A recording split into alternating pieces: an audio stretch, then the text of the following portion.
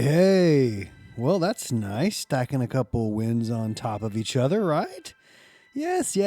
Beating the Pistons is nothing to really brag about, but to play well, to put a team away early enough in the early fourth quarter, to see a little bit of history, really kind of nice history. It's not one of these weird nebulous stats. Like the record that Luka set is an impressive record tonight. Matter of fact, set a couple different records here recently.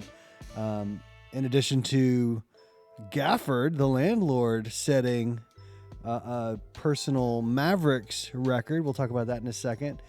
So the Mavericks knock down the hapless Pistons. They did it on just some really solid team play. They started the first quarter looking rough, tons and tons of turnovers. At one point, Luka and Kyrie were 2 for 10 combined, with Luka tossing out a ton of really sloppy, kind of lazy, brainless turnovers. Just the kind where you're like, Luka, no, please don't play like this the whole game. Please don't look like you don't care tonight. This is a team we shouldn't have to care that much to be able to put away. But that opening quarter, Luka just looked kind of out of it. The team kind of looked out of it, and the Pistons were scrappy, right? So the Mavs ended the game shooting better than 55% from the field. A ton of that was around the cup, in the paint, things like that. They only shot 14 from 38 from three, so just under 37%, which is respectable but not good. They did get 32 free throws. So that's nice, and they shot a great percentage, just over 81% on those free throws. Only 14 turnovers, not awesome. They're one of the best low turnover teams in the league. So 14, I think, is actually a little above their average. I think their average is around 12 or 13, maybe, right around there. So this is maybe a little above average, probably because Luka's really, really crappy first quarter. But catch this. We got out-rebounded by 20. Out-rebounded by 20 rebounds by the Pistons. And so that's just a lot, right? So the defensive rebounds were almost identical. 32 for the Mavs, 36 for the Pistons. So a little better for the Pistons there. But we only grabbed, throughout the whole game, 4 offensive rebounds, and the Pistons grabbed 20. So they ended up out-rebounding us overall by 20 rebounds, 36, which isn't great, to 56, which is awesome. But they just shot really, really poor from 3, 13 for 37, and that's really kind of the difference. They're not really poor, just not great. They just don't have the playmakers. They don't have the scores. Let's put all that aside. So this is a nice little stack a couple wins together. The Mavs are now on a 2-game winning streak. I don't know, 2 games a streak. I guess it is. But let's celebrate the win. Yay. 2 wins in a row. That's great. But let's talk about Luka Doncic. 39 points, 10 rebounds, 10 assists. And that 10th rebound came late in this game. They were determined to give him every chance imaginable to get that triple-double. It'd been nice if he got 1 extra point too. But 39, 10, and 10. And, of course, he sets the all-time NBA record for consecutive 30-point triple-doubles with 6. He and Russell Westbrook were tied for the record at 5, and now Luka holds it all to his lonesome at 6. He also set a record for most 35-point triple-doubles consecutively, which is 5. So 2 NBA records that Luka now holds, all-time NBA records, just by being the baddest dude on the court at almost any court that's ever existed, right? Like, he is just a bad dude. I don't think I said the score yet. It was 142 to 124. Mavs won it going away there. So Luka did have to play 36 minutes, which is way more than I would have liked him to have to play. He grabbed 3 steals, had a couple blocks. He's plus 13 on the night, better than 54% from the field, just continuing his hot shooting. Notice this, though, really, really not great from 3 tonight, 4 for 13. He was bricking those threes tonight, but he did most of his damage in the paint. Even though he was 4 for 13 from 3, overall, he was still better than 50%. That's how good he was from 2 tonight. He ended up as 13 for 24 from the field. So I can't do the math in my head. I'm sorry, but 4 for 13, really bad. But overall, 13 for 24, really good. So 39 points on 24 shots. You'll take that all day long. Hit 9 of his 10 free throws. Did have 6 turnovers, and almost all of that, I think, was in the first quarter. I think maybe 4 of those were in the first quarter, and then he kind of buttoned it up the rest of the game. No offensive rebounds for him tonight, with a true shooting percentage of just under 69%, which is, amazing, right? Awesome. So Luka just doing, I guess, just Luka things. Is that the way you say it, right? He's just doing Luka things. We don't have to compare him to anyone else now. He's doing things that no one else has ever done. Not Wilt, not Oscar, not Harden, now not even Russ. He's doing things that only he has done, which is kind of a cool way to think about it, It's great, as awesome, as legendary as Dirk is, and he will always be my favorite athlete of all time and my sports hero. Dirk didn't do these things. And I don't mean triple doubles. I just mean like one of one. Luka does one of one things. Like, it's just him. He's the only guy who's done these things. He's the only guy who is prolific enough and talented enough and aggressive enough and skilled enough and, big enough and fast enough and all those enoughs, right? He's the only one. He is standing by himself right now in the league, and he's standing on top of a legendary mountain. So, like, just Luka, just do more than tip your cap to him, right? Like, give him a little bow. Ladies, give him a little curtsy. Like, the man is around. The man is in the room, right? So Luka's awesome. Daniel Gafford has set a Mavericks all-time team record with 19 consecutive made field goals without a miss, right? So 19 consecutive made field goals. That is incredible. I think it covers 3 or 4 games without a miss for Mr. Daniel Gafford, the landlord. Tonight, he put up 17 points, 7 rebounds, 4 blocks. You might be going, like, he should be our starter. He should be our starter. I'm not sure why D-Live didn't play tonight at all. He was held out. They said personal reasons, I think, is what I read. But here's the thing. Daniel Gafford is a better shot blocker than Derek Lively is right now, and that's a fair thing to say. But that's it. He is not a very good defender. He may be a little bit better. I know I've heard a lot of people say this. Just in theory, he may be a little bit better against the beefier guys, the big men that are a little beefier, heftier. I'm not even sure I believe that anymore. Just watching him defend. He's not a great defender, right? He's just really, really nice. A really good shot blocker. I think he's got good shot blocking instincts. But outside of that, he's not a very good defender in my eyes. But tonight, I mean, he's part of the story, right? 7 for 7 from the field, 3 of 4 from free throw line, only 3 fouls, shot at a 97% true shooting because of that one free throw miss. But 19 consecutive made buckets for Daniel Gafford. And they're the loud, dunking, screaming, awesome, exciting variety. So thank you, Daniel Gafford, for coming through and setting a team record, which is cool. Only a few weeks into your Mavs tenure. He's only 25 years old, right? So that's awesome. That was exciting. He had some monstrous dunks and some nice blocks tonight. Kyrie Irving is kind of a little bit of a better game for him. 3 for 6 from 3, 9 for 18 from the field, 21 points, 3 rebounds, 5 assists. I'm looking for Kyrie to give us a 36-point game, Kyrie. Take some of the weight off of Luka's shoulders. You come out here and do some Kyrie things. I don't know if he's not doing that to support Luka, like this is the way Luka wants to play, so I'm going to just take this lesser role. Now we know he is the clear number 2, right? We know that. There's not like a rivalry between him and Luka. He's clearly accepted his role as number 2. But some nights, just go out there and dominate. Go out there and take every shot you want and drill him. He's such an incredible shooter. He's so fun to watch. He's so fun to watch. And I will say that I want to praise him as often as I can, while also saying I would trade him. I would trade him if the right opportunity came along, if the right package of picks and talent came along. I would trade him. I just this isn't the night for it. I know that I probably need to put out a solo pod down the road just about my thoughts about Kyrie. I love the guy. I think he's an amazing teammate. He's one of the most skilled and talented players I've ever seen in my life.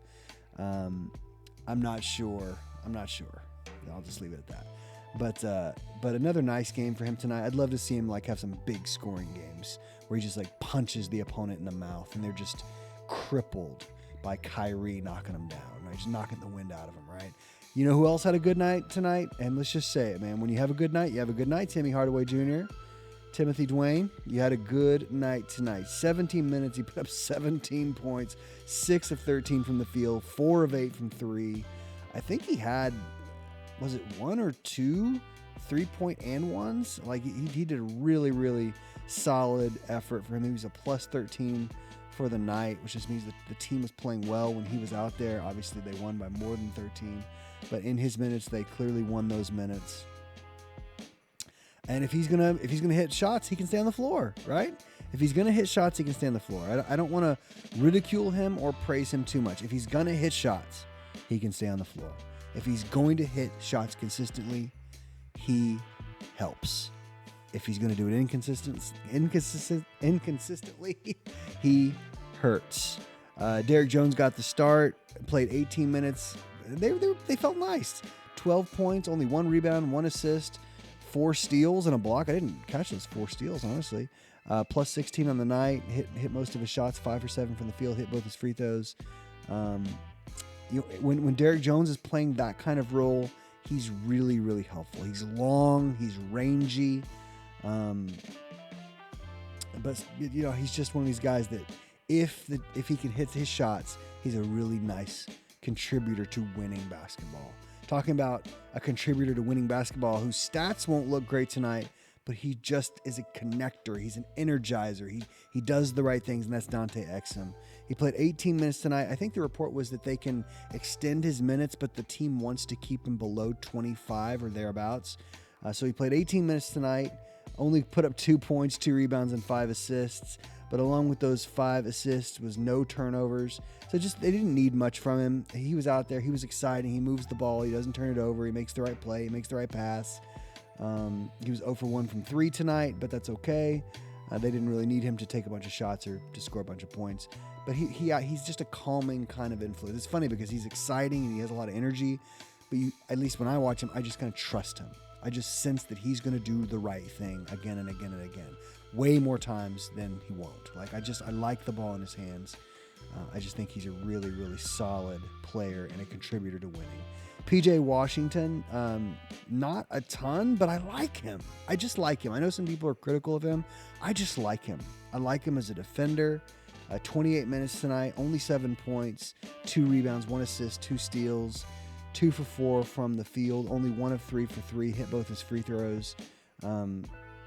Not a great game, but he did have a great moment.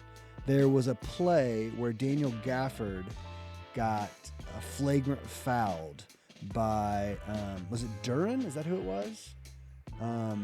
He got hit real hard when he was under the basket. And PJ Washington came in and I didn't think it was too aggressive. He kind of got in between Duren and because Gafford was on the ground. He just kind of slightly, I would say not too aggressively, just kind of gently, just kind of pushed Duren aside, kind of saying, "Hey man, get away from my guy." You just hit him and you just knocked him to the floor. That's not cool. And Duren did not take kindly to that, and like two-handed shoved Washington in the chest. And Washington was going to come back at him, but he kind of tripped over Gafford, who was still on the ground, right? And then a whole thing happened, right? A whole scuffle broke out. The players were all kind of in each other's faces, jawing. No punches were thrown. Not a lot more pushing or anything like that. I think Ivy got a tech. Duren did end up getting thrown out. He got 2 techs. Just because they have to. That's just the way of the NBA. They gave Washington a tech because he did, kind of pursue some aggression. He did try to shove Duren out of the way there. But then afterwards, after the little scuffle, just an NBA thing, not a real fight or anything like that. But afterwards, you could tell Gafford walked up to PJ and kind of patted him on the chest and was like, "Thanks for having me, boy. Thanks for having my back. I was sitting on the ground. I just got in a flagrant foul, and you have my back." And so you like that kind of camaraderie, right? kind of being in the trenches and having each other's backs, right? What PJ did was very much like what Dorian Finney-Smith would have done, right? It was like, hey, we're not playing that here. You're not going to punk us. You're not going to, just because you're losing and you're embarrassed or you're frustrated, it doesn't mean you get to do that. We don't play that, you know? And so I love to see kind of the toughness from PJ. I think Gafford has that toughness. I think Washington has that toughness. I haven't seen it yet, but I think D-Live will have that kind of toughness. And so I just liked it. It was kind of like, oh yeah, I like that. Just in closing up, Cade Cunningham had an awesome first half and didn't do a ton in the second half. I don't have the splits there. I just have his overall numbers are awesome. He had 33 points, 9 rebounds, 10 assists, 11 for 21 from the field, 3 of 7 from 3, 8 of 8 free throws. I did have 5 turnovers, but man, just a really solid game. In a game they lost by 18 points. Cade was only a -7. That's pretty impressive, right? So the team got their absolute butts kicked, but Cade was a solid player tonight. And I just believe in him. I know he's a local kid. I think he's from the Arlington area. Dirk's his all-time favorite athlete, which when I hear someone say that, I'm instantly your fan. Like Mahomes loves Dirk, right? He grew up loving Dirk, and now he loves Luka. He's a big Mavericks fan. You say that, I'm your fan forever now. Patrick Mahomes, I'm your fan forever now. You have chosen the right squad to support in the NBA world. And Cade's the same way. He grew up loving the Mavericks, loving Dirk. And so I'm always kind of quietly rooting for him behind the scenes to do well. Man, he's got an uphill battle to fight there with Detroit for sure. But tonight was just a fun night, man. Tonight was good. Mavs win in a big way. Two wins in a row. Oh, and the Warriors lost to Wemby-less Spurs. I thought that was surprising that Wemby didn't play, and the Warriors lost. Steph is out. Clay had a great game. Draymond didn't do anything. Kuminga had a nice game, but the Spurs still won, and the Suns lost to the Celtics on a night where Tatum, I think he had some nice numbers, but he shot really poorly from the field. But the Celtics, of course, just still won because that's what they do. It's going to come down to the Celtics and the Nuggets. It feels inevitable, and you know what? I'm here for it. Aren't you? Aren't you excited for that potential series as a finals? I mean, the Celtics just seem so much better than everybody. But, I've complained about this before a bunch of times, but I really just think playing in Denver is unfair. Like for the mile high, the thin air, they're used to it. That's what they practice in. That's what they live in. They've adapted to it, and the rest of us have not. You go in there and you play against Joker. You play against those tough guys, those big guys like Gordon and Jokic, and you just start feeling it. You start losing wind and sucking air. And so I just think they have this built-in, by far the biggest home court advantage in the league is playing in Denver because of that altitude they have. And I'm sure they have great fans and all that stuff too, but man, they have that altitude on their side. And so I'm looking forward to seeing the finals. It'll probably be Nuggets, Celtics. I will be rabidly cheering for the Nuggets, even though I don't like them. I'm not a fan of them. I just hate the Celtics. But if it can't be the Mavs, I would probably want it to be the Celtics because I want it to be the Nuggets because I think the Nuggets might have a chance to beat the Celtics. And the Celtics at this point feel like Thanos. They feel inevitable, right? They're just coming. On nights where Tatum doesn't even have a great game, they can still easily beat the Suns. On a night where Kevin Durant goes off, I think he had 46 points tonight on insane efficiency, like a classic KD game. And the Celtics still win easily. You're just like, golly, man. So, good things happened. The Warriors lost, so they stay pretty far behind us. And the Suns lost, and I think they're maybe one game ahead of us now, something like that. Maybe a game and a half ahead of us. So that's both good things. Nothing better though than the Mavs getting a second one in a row. So, all right, you guys, have a good one. Bye.